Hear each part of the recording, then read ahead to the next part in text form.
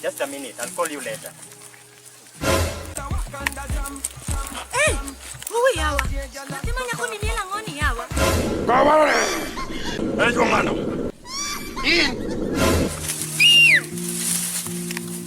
Wait, kaji fiti. Kachiwa. Toko haraka manya sai. Toka kamano. Yo dolo magpolo. Kamano. Uyo koda kawacho nani ya? Yo aso nango. Mondo buro chulwa mana pesa wa. An kuru we ngisi mondo atik ni pio mara. Tiepino. An obure okanyal temo ne kada gijo mbasi kada didi. Kwa negi nga. Kitagochi. Yani ngwana? Kitagochi. Ingwana. Ha? Ingwana.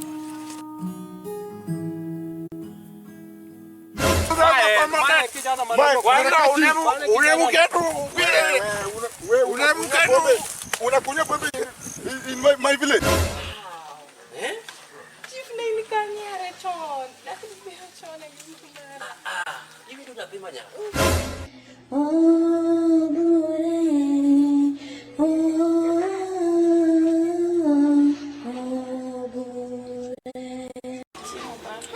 Nitiere giminyalo chaki dwaro mopogore gi mano watermelon baneno ka nitiere kanyo mago badwa ni cham An watermelon wadhi ting'o wadhi chamo. iting'e dhi chamo mano kare kuri winjo nasewacho ni mago adhi sponsor kuonde go ting'e America ne pok aluongo nyinge America be. kuri paro ni ya mat mane idendi mi paro ni katira America adhi luongo gi mondo gibi ng'e mago joma biro ng'iya to chulowa to chulowa ibani bat mane manyabedo maber Umaka. kama Yawa chief ana ber. Yawa. Ine mi yera kendi. Ingeni ine kiyo mara. Jaera mar to chunya. ayie koro gima timore en ni sani na biro mana mondo mi asiemni ni kuondege magi bende mana area na to dakika mawuoke ni adwa chaka teri idhi ne Vietnam idhi cham rech Hey. dala ko bure Rech nyaka cham. kamano Rech nyaka cham. koro sote gi nyalo ting'o gi dhi madhi kata mana dala Magi keto na take away. Dongo wacho ni jotije gi man kae. mago duto te ane mandiko magi jo manitiere e Florida Koro nyisa chiel kuom jotije gi go. Giket na magi e bag. Kamano. Kamano. Haya. Onge wach. Tare. Mana kaki wache no. Koro upija malanga. Acha kisate kwa mabe. Kamano. Kamendeka karibu. Dongirite mabe. Espero kaneno karachi. Kamano. Kabisa. Koro bingie, ene wuondo kake ng'iyo. Ber. Intio ber. Ante ber. Ane miluonga no pija. Mane upija? Kata ka el. Aha. Ya. Yes. Kendo kadang owuok nika. Ya. Femo hinga. Inyalo we ni ne Mr. Bure, ma chief Bure. To kare mana an. Yes. That's all I Ayie gi tich kaka You can itiyo. just proceed Eh. and pack everything for her. Ai. Mago jok makata kapo ni ng'ato kelo na wach niya, ne be riembe tiji, to kanyal riembo. Donge neno kaka ong'e wuoyo. En loyal, oneno loyal. Koro, in adwa ni nyapaka rite oko ka mondo adhi kode. Okay. Kamano. Let me receive another call here. Kamano. Koro in beda. Okada, koso iwacho nang'o?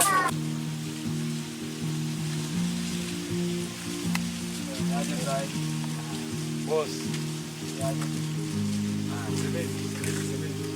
Tulia kwanza. Umekuja hapa na kina nani? Ni nini na wewe? Mikono juu. Mikono juu. Wewe, madam. Kuja hapa. Mikono juu. Kwani mnatusearch tena? Check. Ingia. Cheki picha hapa para nyuma. Hapo kuchonjo. Subonge buda, time bana. Harakisha. Na mko na kichwa. Harakisha, tunataka wewe. Sasa ni nini nyinyi? Si mkae kwanza mtulie. Fanya hivi. Si tumeleta job. Wewe ni nini baba? Harakisha. Si mnataka do. Hebu mtupange haraka. Ni nani anaongea kati wewe na wewe? Okay, sikizeni. Venye tulisema. msifanye makosa yoyote. Unamshika, mnamleta. Hakuna kumpiga ama kumuumiza ama kumuua. Hii kazi yetu. Tunataka yeye kama iko hai. Lakini ni lazima tuwaelekeze kwanza. Simuharakishe. Haraka iko wapi bwana? Sasa hivi tunataka hata nyinyi si mnataka pesa. Pesa tunataka. Sasa ni nini mbali? Acheni story mingi. Maji siasa. Mtupe pesa. Okay, tumeacha Tuchukue siasa. kazi, tuchukue kazi.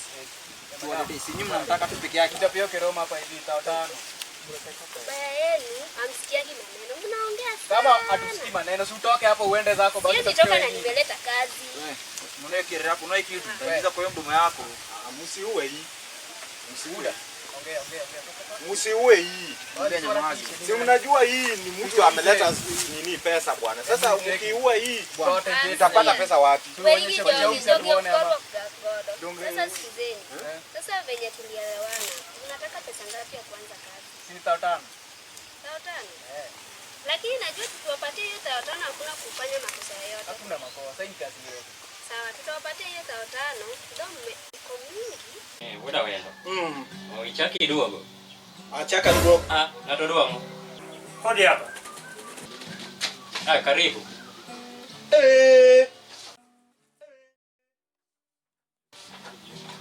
Okwe uru. Okwe.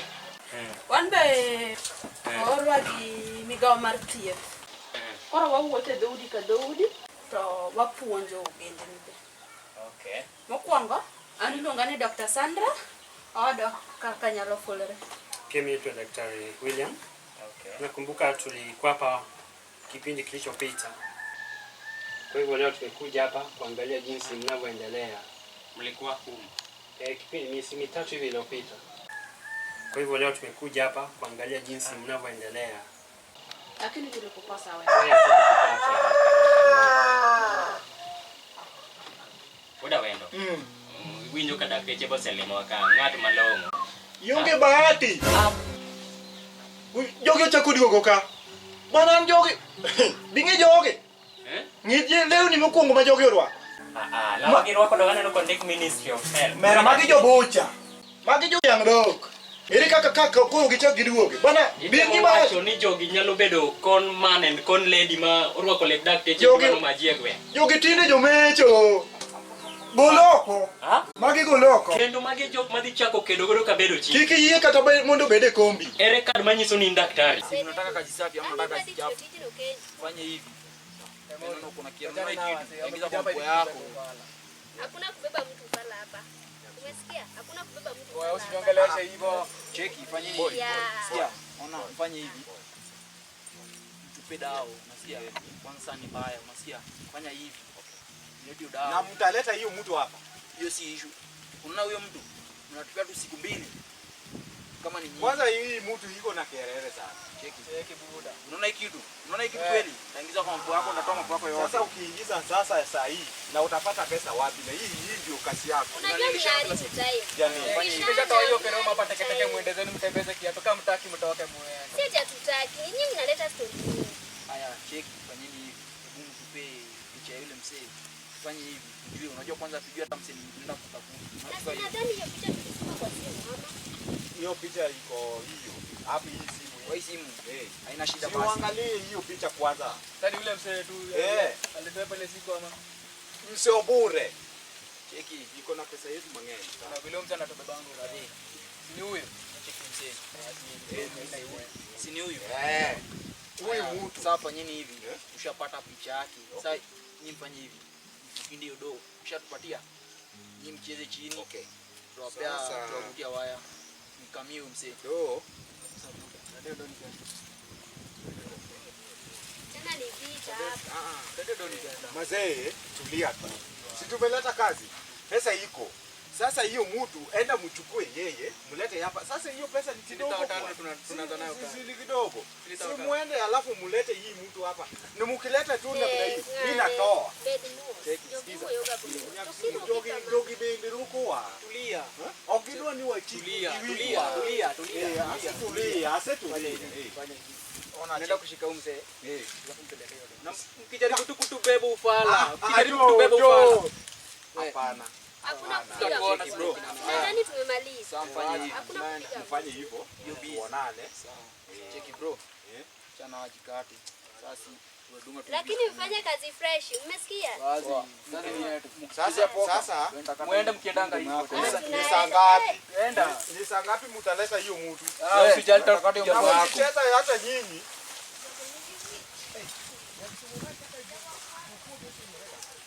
What is your identity?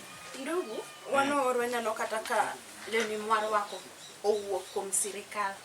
Okuan jo yang dhok kaka owadwa Na nowacho. tukiangalia kwa kifua Simba ya Kenya.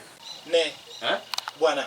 Jogo weketho godo sa. Dong kun kata gine nini ogol jogi ka. Ingeni ka gionge identity to onge gima koro prove ni un doctors. To me you are bad people. As my brother said, this is one of my trustees. So, nikecho kadwar timo nu marach. Wachur gimo kelo pio pio mondo dhi. Koro wambe ni wawuotho kwa puonjore e yor dak ka untiere gi ishu mathiso thiso to ka intiere gi dako seche moko ishu kaka udak tek. Aya wachako puonjo yor family planning ka intiere gi dako wanyalo puonje kaka wanyalo komo nyuol. Ah, kara mana gik mayot gemo kelo. Magi gik masewinjo. Ne, ni komo nyuol. In gi kwer. Ok omin gimiwacho no, but gin gik moko masembo, mag gik matinde wayudo kata through social media. So why should you waste your time to come and interfere with that? Unakaa msomi. Eh? Unaonekana umesoma. Yeah. Na mtu ambaye amesoma kama wewe nafua elewa mambo tunafanya. Aya. Jinsi umetumwa hapa hivi kwa niaba ya serikali. Kwa hivyo tungekuruhusu. Tunaomba. Young man, umekuja kubishana na mimi kwa nyumba yangu. La si hivyo. Ha? Si hivyo. Ila naomba tusikilize. God. Yes, boss. Umekuja kubishana na mimi kwa nyumba yangu.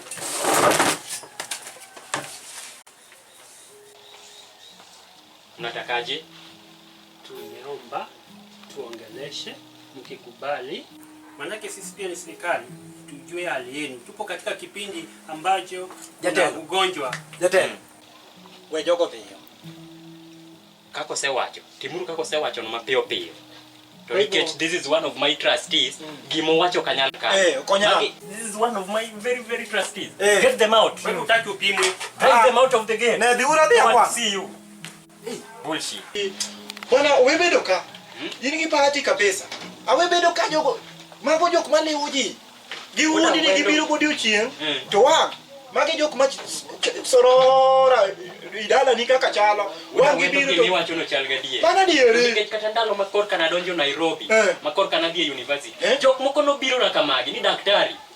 Kiwiji. Kagi jo maricho wan go bure magi ne wariem. An gi wani degi kwala. Gitemo kwalo sirikal. Magi jok mfuoka. Haya. Kwa siku zote ambazo tumekuwa na kufanya kazi na wewe. Leo nimeshtuka. Mimi mwenyewe nimeshtuka. Sijui kama si Mungu ningefanya nini. Kwa ile nyumba ya mwisho tunaiko. Ai to koro. Okingeni ya kaka na duogo kawuono. Sida more moduogo omako matin. Shido chako maki. Macha to koro let ma kokikonyo. To koro okwane. There is no problem with that. Masi chunyo sa tho. Abende chunyo sa tho. Kik chunyu tho kapod antie. Okingeni ndalo mane koko arado kodu nangeni ne ungi very many problems. You had very many burdens. Omedore. Ang'o mochako timore kendo? Okingeni ya. Nyoro. Be nen apacho ni nen nyocha. Otieno mane piny orugo cha. Koro okingeni nomaka. Hey, stop that instrumental first. Nomaka gige weche corona gi. Ng'ama nomaki? Police. Police maki nade? Dak ni gona si. Koro ingeni ka police no osedhi omaka. Nikech ne onge gige corona gi. Donge koro nochune gidwaro pesa mang'eny. Koro ne. Lakini in be ng'at maduong' bana. Corona in gima nitie. Koro imbe kamoro amora miwuothe. Tem mondo ium dhogi. Gik ma sirikal owacho go kik wakal. Enye gisewacho, nye gigonya ni mondo akaw pesa. Mondo ater pesa. Siling 50,000 emidwaro. Okay, that is not a big deal. Ema dhi tero pesa no. Kata no kadhi tero, akete lwete to tero. Think ni kaya an gi some small amount. This is 100,000 Kenya shillings. Koro dhi migi 50,000, then the remaining 50,000 nyalo dhi miyo Masi. Ang'eni sano dhi marach. Sani to dhi marach. Pesa jametin ang'eno osetieko. Koro inyise ni part of that money onyalo medo godo business, part of it onyalo dhi timo godo physical upkeep. Omera nyathino eri. Nyathino eri marach. Boda wende wacha die. Nyathino eri. Nitimo ne nyathina ang'o? Boda wendo. Iwacho ni nyathini loso weche te. Omera nyathino ok odwa winjo kanyise ni tuo. Odwa mana oringo bi. Anyway. Tone.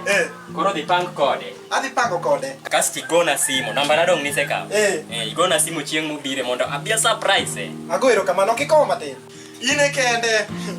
Ine manyako chaweri. Ji nyaka konyre. Konygo kosiko. Aparo ni seneno kit mwandu mantiere go. Dong ineno gi wang'? Madwa mini en era maradiera. Koro adwa ni amiyi gimoro matin mondo idog kanye. Idog dala. Wabiro nenore. Dong apani wadhi dala. Nawacho ni ang'o? Nawacho niya, wapod wabiro wuotho. Abiro teri. Mombasa biro dhi, Kisumu biro dhi, ibiro wuotho kumoro amora. Yes. Kiwacho mana ni kare sawa. Ama nawach nango no kuonjore kamano lakini.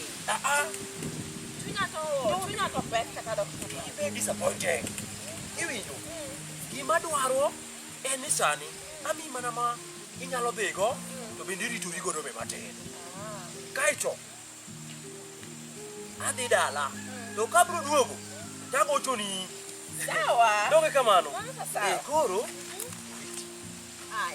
Koro gimotim wami gimo matin kaka transport. Ng'ere Chief Obure ok jagowi kaka jogo wache. Manyiso ni mana miriambo lilo. Mago mana miriambo lilo. Mane nyaka to miriambo. Kamano. Koro, wekwo. Nyathi manyako anyalo singori kata mana simu. Nikech simu ni. Simu dong ina simu. Pesa te. Atoma koro. Miyawa gimoro madhi rago no. Midhi ritorigo. To king'e ni entie M-Pesa. Mano be nyaka ing'e. Koro tem niya pesa mana an go. Asetimo go shopping te. Koro sani. Yaw simbi. Simba ni on. Simbi ni on. Simba ni on. Ni wacho ni nono adi? Nono abiriyo. Be wawa aseyude. Isenene. Asenene. Urane ba. Bas. Som kendi nying mane? Dong kore neno? Lakini oti. Iwinjo. Adhi medi pesa bang'e. Ma Chief Obure. Don't need to worry. Wapi wako sana no kadwa chui. Aya uriti? Aya ichop maber. Aya. Kamano.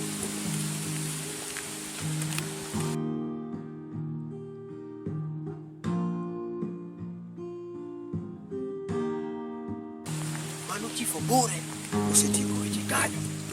Kendo sama wuoken nyathi achiel ok nyal roma. An Chief Obure an adwaro ni nyithindo apanga panga. Nyathi ok nyal romo. Ng'ama romo koda kama nyathi ok nyal romo. Koro adwa gochone mara moro. Nikech mana setieko bang'e no sedhi mabor. Halo. Ase mana wuok abiro in kanye.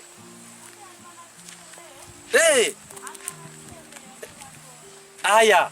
Koro gima timore? Rita ndara.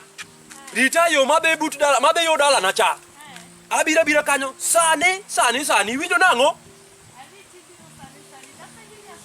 Aguduoki.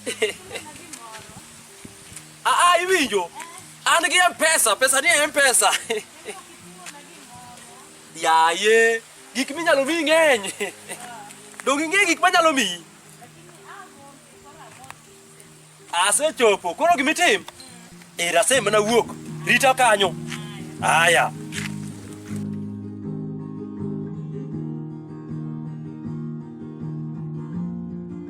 Let's go. Stop the car, stop. Mercy, just a minute.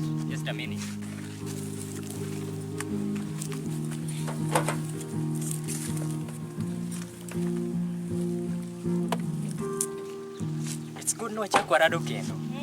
To di kala kala. Donge nitiere shughuli madhiye kon. I think ni kamora mora mirade koda sano nego kori chako nyisa weche mabeyo beyo nikech ang'eni weche beyo. Ati? To dongo nego bedi sani koro wachako pango weche kaka wedding, honeymoon, marriage and everything. Mago to wedding mag ng'awa gini go? To dong wedding mara kodi yawa masiyawa. Chakre karang'o mane wabet e piny bang'isi ni adwa natedni? Masi. Nitiere weche moko matindo makata kiketo serious to be koro funny tu. Koro isetieko? Otherwise poka tieko kor kadwa chako. Just excuse me. Koro Masi, ageno ni sani weche beyo. To nikech wadu nyocha winjo ni tuo. Wuda wendo no bira miye pesa moro matin, odhi ogole godo osuptal. Ang'eni sani weche beyo. Mano to wadwa man.